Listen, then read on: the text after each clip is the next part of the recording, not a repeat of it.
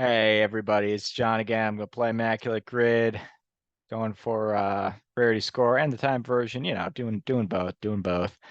I think I did all right yesterday. Um I always try to say the first few things. What I'm here to do, which everyone should know by now, because I've been recording this since what, July, I guess. And then how I did yesterday. But I don't really remember how I did yesterday. I think I did all right though. I think I had like a 10 Rarity score or something like that. Hey, man, I'm going to share my screen, then we'll find out. That's just how we're going to do this. Bam and bam. Getting this out a little earlier. Had took today off to hit some appointments, and now I can rock and roll. So this would have been, I think this was my rarity version. So what was this? Like a 7. Okay, so I did really well, and I think I was under a minute in the other one. But this is gonna be the time. This is what I did yesterday. Now I'm remembering. I was going for rarity score in the time version. Um, and so I used a lot of my good ones on the previous version. Hopefully I won't make that mistake today. Anyway, hit and refresh, hit and play, and away we go. Let's see. I think Otis Nixon works. It'll probably be pretty low though. Oh well. Eddie Murray. Garvey, for sure, right? Dean Palmer. That might be pretty low actually. Aubrey Huff, also probably pretty low. And Ty Cobb, that won't be low. Ruben Sierra hits both teams. Let's see. David Segui, I guess. That's probably going to be pretty low. And uh, Alex Rodriguez. Bam! 52 rarity score, under 50 seconds. Again, rarity score not super important here, but I think yeah, because I got 20, half of it here with Garvey and Cobb. 2,000 hits. That's an interesting one. Man, that was a 1%er. That was a 0.1%. Eddie Murray was a high score at 16. Aubrey Huff is only 1%. That's interesting. Um, yeah. Ruben Sierra is only at 1%. David Ski is all the way up here at 2%. So these were actually pretty good rarity scores all the way around. But I'll stop sharing and find that one. See some black and white photos. Yeah, this is the one where I was like, Rick Cerrone works here and Al Simmons works here. I'm like, oh, wait a minute, I'm going for low rarity scores for no reason. So let's pound the refresh and go after something better than a 52.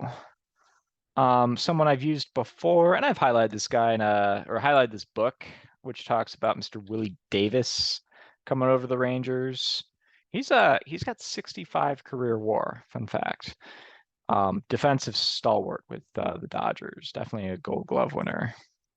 So he's actually a little bit higher than my pick of Otis Nixon. I guess Ruben Sierra worked for both of these. How do we feel about Gossage down here? Goes 0.5, which is pretty good. Gary Pettis is usually good for less than 1. Yeah, he goes 0.3. So I've got 1 so far, 1.0 so far. For a Dodger with 2,000 hits, I'm going to go with Todd Zeile. Todd Zeile hits a number of teams, and he had about 2003 hits. So he's down there at 0.2. Pretty good score there. One potential landmine that I don't know if I did it. I don't think I did it while recording, but I think I played it once. Might have even been crossover grid. I don't really remember. But Fred Lynn does not get to 2,000 hits, and he would have been a sneaky Tiger. He actually does work for Tigers and Orioles, so I could play him. Not really known for those teams, but he would work. So would Heine Manoche, actually. But also Heine Manoche will probably work over here. But let's play him here.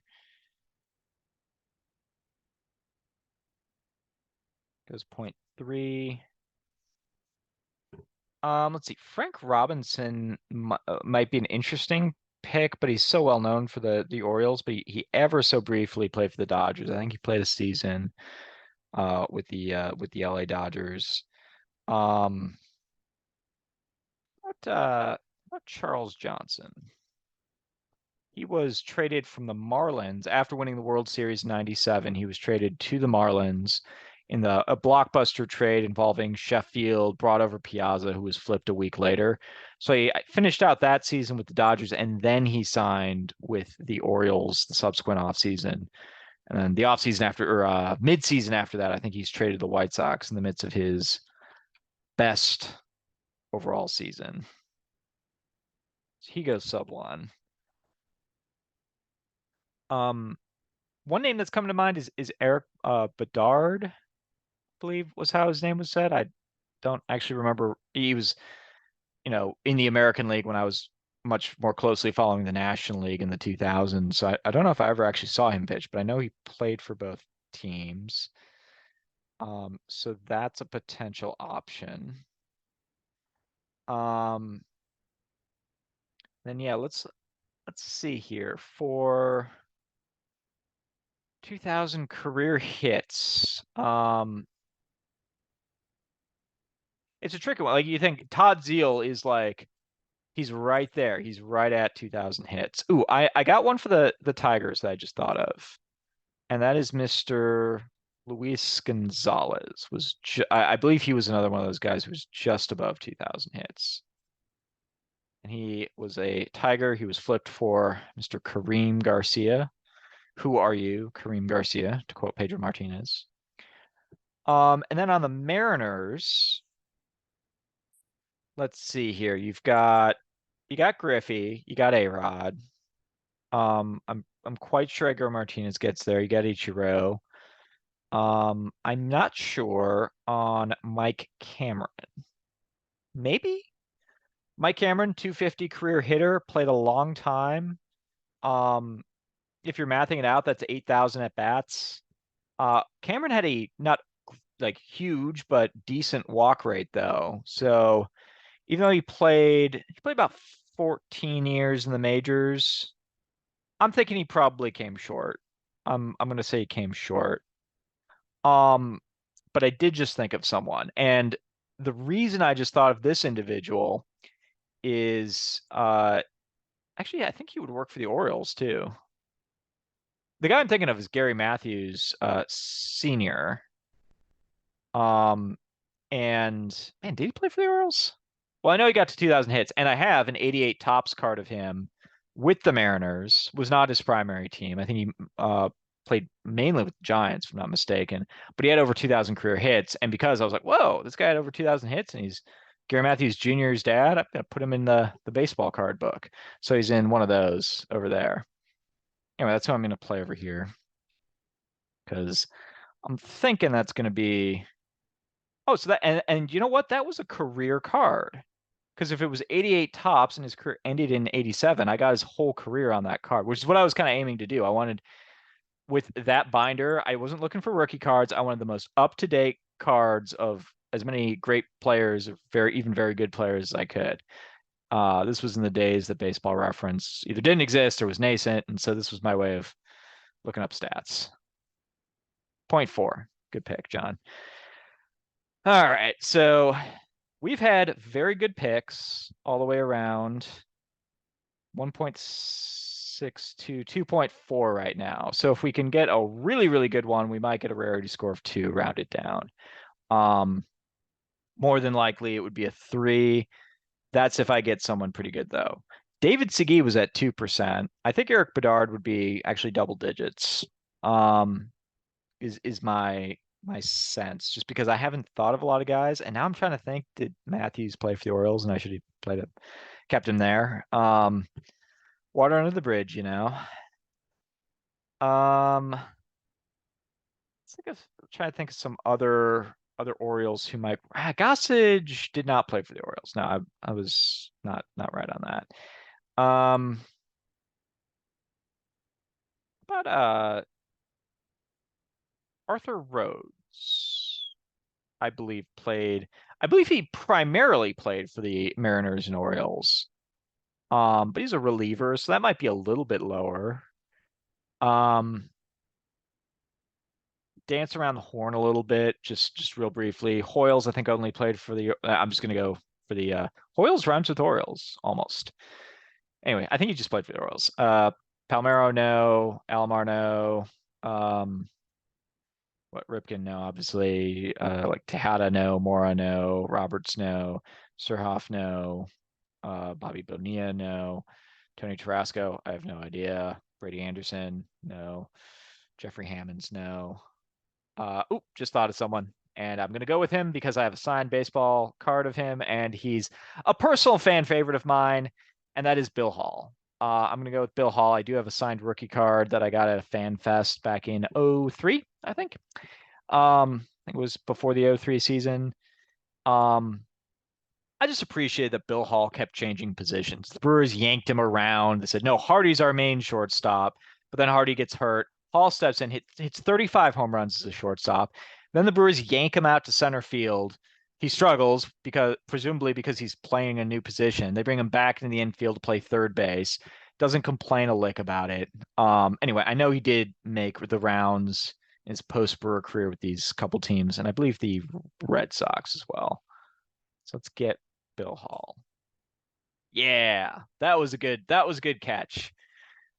So I got well, even with that being sub, yeah, I guess it was point .1. I think that took me to 2.5, which rounds up to 3. So I'm pretty happy with that though. That might be a 2 by tomorrow morning. We'll see. We'll see how it goes.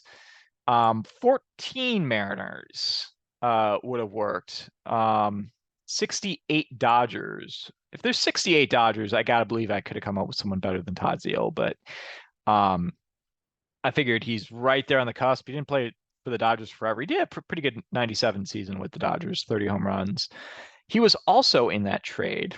So these two gentlemen right here, Charles Johnson, Todd Zeile, were both in that blockbuster trade. It sent, I might be missing some details, but I believe it sent Sheffield, Johnson, and Jim Eisenreich from the Marlins to the Dodgers. This is part of that fire sale. And it brought over Zeile.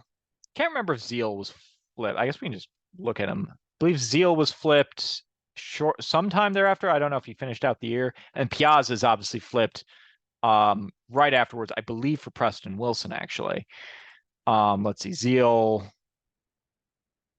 98. Yeah, Zeile is flipped to he plays a couple months for Florida, but that is then flipped for Texas. That's got to be pretty rare, playing 40 games for 3 different teams in a season. Like he played substantial amounts of time, played pretty well in his 66 games there with the Florida Marlins. But anyway, yeah, 2004 career hits. I knew he was right on the precipice. All right, pretty good game all the way around. Sub 50 seconds and a 3. I think that might be my best ever. So, in terms of the combo. So, thanks a lot for playing, and have a great weekend. Hope everyone's having a great holiday season, and enjoying the sweepstakes. Big news with Juan Soto coming over to the Yankees, and we're all waiting with bated breath to find out where the heck Shohei Ohtani goes. So it's got a very exciting, fun off season. It's a fun way to celebrate the holidays is finding out what New Jerseys you have to go buy for your loved ones for Christmas. Anyway, have a great rest of your weekend. I'll be back at tomorrow. Peace.